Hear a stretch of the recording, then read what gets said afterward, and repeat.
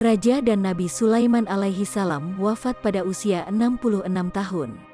Suatu ketika, Nabi Sulaiman mengamati jin yang sedang bekerja, tak satu pun dari mereka yang berani berpaling kepadanya. Saat sedang mengawasi para pekerja, malaikat Israel datang dan mencabut nyawa Nabi Sulaiman.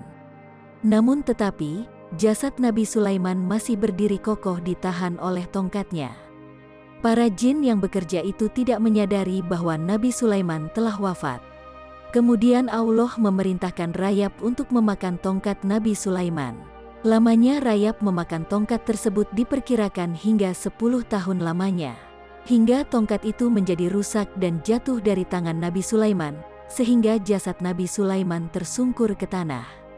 Para jin pekerja tidak menyadari sejak kapan Nabi Sulaiman wafat. Karena mata Nabi Sulaiman dalam keadaan terbuka dan fisiknya tidak berubah bentuk. Bahkan tidak ada bau dari jenazahnya. Ternyata peristiwa wafat Nabi Sulaiman merupakan jawaban dari doanya sendiri.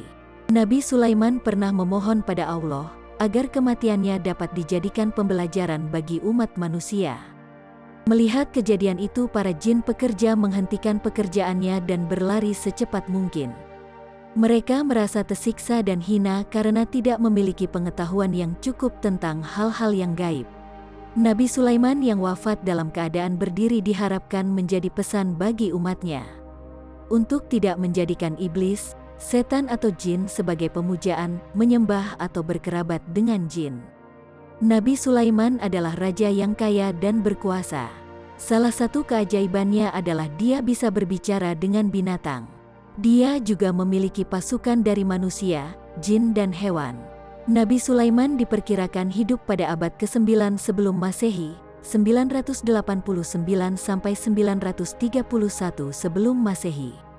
Kejadian ini telah diterangkan dalam Al-Quran Surat Saba ayat 14. Maka tatkala kami telah menetapkan kematian Sulaiman, tidak ada yang menunjukkan kepada mereka kematiannya itu kecuali rayap yang memakan tongkatnya.